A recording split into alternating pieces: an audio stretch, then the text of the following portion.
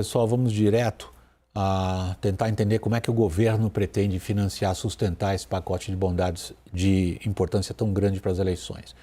O governo pediu às 4 principais estatais, Petrobras, BNDES, Banco do Brasil e Caixa, que ampliem e antecipem o pagamento de dividendos ao Tesouro para exatamente cobrir as despesas extras que ele acabou de criar. Reportagem de Tainá Farfan e a gente volta para a análise. De acordo com o secretário especial do Tesouro e Orçamento, o governo questionou se as empresas têm condições de aumentar o repasse aos acionistas, se aproximando do teto autorizado de 60% do lucro, além de mudar a periodicidade com que esses pagamentos são feitos. O que eles podem pagar de novos dividendos, o que eles podem eventualmente alterar a periodicidade de pagamento, que tem algumas empresas que ainda são semestrais, como o BNDES, para trimestral, pelo menos nesse ano. Os dividendos são parte do lucro das empresas e são distribuídos aos acionistas. No caso da Petrobras e do Banco do Brasil, a União é a principal acionista. Já a Caixa e o BNDES têm como acionista único o governo federal.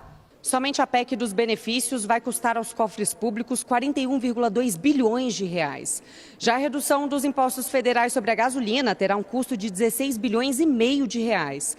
Somando tudo, o impacto de 57,7 bilhões que precisa ser coberto.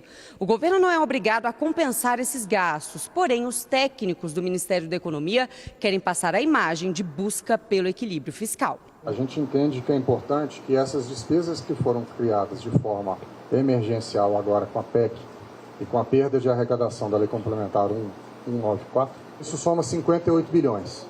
Então a gente está buscando ter receitas extraordinárias não previstas no orçamento na mesma magnitude dos 58 bilhões.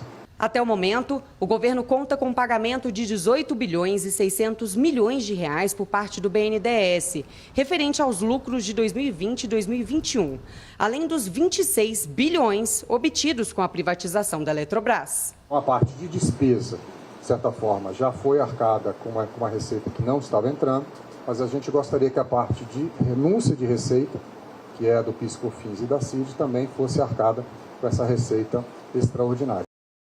Vamos à famosa nota pé. Em nota, o BNDES disse que avalia a possibilidade de efetuar o pagamento de dividendos adicionais ao governo. Já a Petrobras informou que não há qualquer decisão tomada sobre novos pagamentos de dividendos. E o Banco do Brasil disse que a política de remuneração de acionistas, ou seja, o Tesouro, passa por revisões periódicas, mas não respondeu se irá atender à solicitação do governo. Acionista, o governo, evidentemente, perdoem o lápis. Procurada, a Caixa não respondeu. Deixa eu continuar nesse tema com vocês. Eu venho com a análise com a Thaís e com a Raquel. O ministro da Economia, ele criticou o BNDES no dia 20 de junho. O Paulo Guedes tinha dito naquela época que o banco adiou a devolução de recursos ao Tesouro Nacional e classificou o caso como uma rasteira no governo. Vamos lembrar. A declaração foi dada durante o evento de comemoração aos 70 anos do BNDES. O ministro Paulo Guedes disse que o banco estava devendo 140 bilhões de reais para o Tesouro e que isso era uma rasteira no governo. Estão devendo ainda. Estão devendo e aplicaram a rasteira na gente. Guedes criticou ainda o fato do Banco Público ter entrado no Tribunal de Contas da União para reduzir o ritmo de devolução dos recursos. O banco alegou para o TCU que teria perdas por causa do aumento de gastos com subsídios. Pois o jurídico do BNDES teve a coragem de ir ao TCU para convencer o TCU que é o contrário. E o TCU caiu.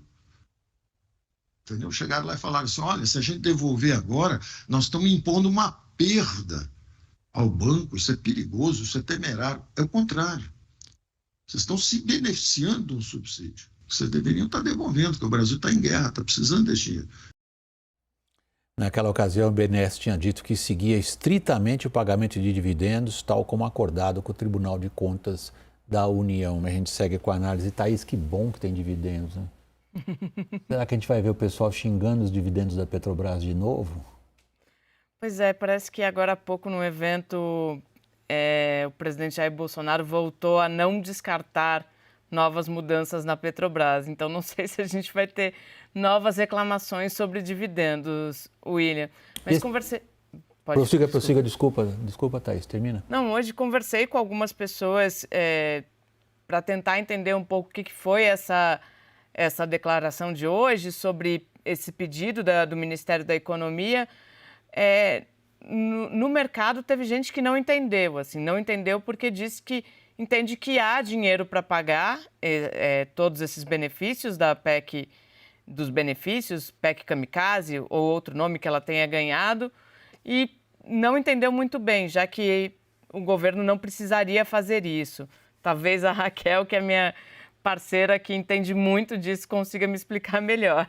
Raquel. É uma questão de imagem, Thaís. O governo realmente não precisa desse dinheiro, porque a nossa meta de superávit primário, aliás, de déficit primário, ela está bastante frouxa. Só que o governo vem tendo resultados positivos nessa área fiscal, a arrecadação aumentou muito e até uma expectativa de um resultado positivo. Então, o ministro Paulo Guedes não quer perder esse trunfo e que tem um impacto positivo. A gente está vendo desvalorização do câmbio, é preocupante você passar uma imagem fiscal ruim. Então, o que eles fizeram foi recorrer às empresas estatais para pedir para antecipar dinheiro e isso nunca é muito boa estratégia, né, William? Você está antecipando o recurso. E, na minha apuração hoje, o foco do pedido do secretário Esteves Conalgo e que já era o foco da reclamação do ministro Paulo Guedes lá atrás é o BNDES. Porque o BNDES tem aqueles recursos que ele tem que devolver para a União, isso não é dividendos, tá? É aqueles recursos desde a época da Dilma, que foram feitos empréstimos, que foi a briga lá atrás. E o BNDES o Guedes gostaria que ele acelerasse essa devolução. E o BNDES tem pagado só 60% do seu lucro em dividendos e ele paga de maneira semestral. Então, o governo quer que ele pague trimestralmente e quer que ele pague mais, eventualmente até 100%, e o presidente Gustavo Montezano vem resistindo. Então, o foco aí é uma queda de braço com o BNDES, porque o governo quer adiantar os recursos para passar a imagem de que a PEC dos benefícios não pesou no nosso bolso, mas pesou, são quase mais de 50, 60 bilhões de reais. Tanto que, Raquel, prosseguindo o seu raciocínio e passando a bola para a Thaís, tanto que houve um esforço enorme em dizer que não vai ser assim tão difícil para a saúde e educação, embora se fale em corte de orçamento para poder financiar essa mesma PEC, Thaís.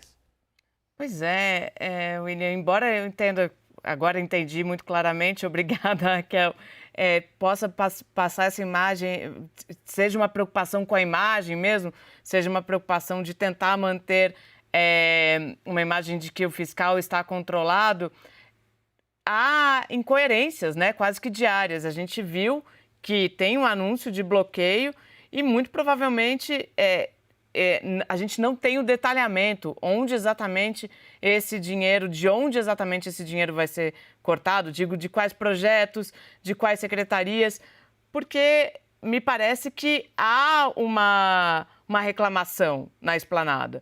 Porque tem uma série de projetos em andamento. Há pouco tempo, por exemplo, William, o governo Jair Bolsonaro decidiu não dar o tal do reajuste para aquelas categorias que o presidente havia prometido justamente por dizer que não tinha como. E aí vem um novo bloqueio. Então, me parece que há uma falta de coordenação geral quando esse é o tema. Vamos para o inevitável bloqueio, Raquel.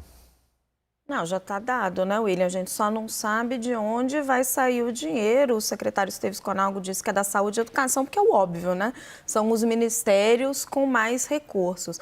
Mas aí é um outro problema. Aí é um problema do teto de gastos, que não tem nada a ver com essa PEC emergencial, mas que tem a ver, sim, com benesses aprovadas no Congresso, que foi o piso salarial dos agentes de saúde, tem a ver com a liberação daquela lei da cultura, da lei Paulo Gustavo.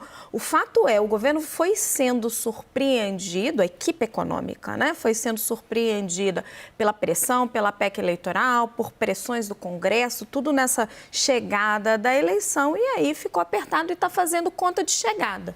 Ele sabe quanto ele tem que cortar, mas de onde vai vir aí está mais complicado.